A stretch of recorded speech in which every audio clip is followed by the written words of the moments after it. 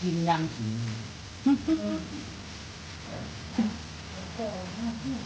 นะคนน้องมันไม่มา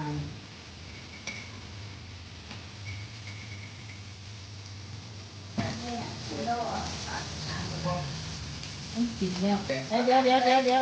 เราใส่มันกินแล้วเจอวนหัวของเสียงเสียงยังไปนั่งหลังหักกันเลยแต่ว่ามันก็นั่งกันขาดอ่ะ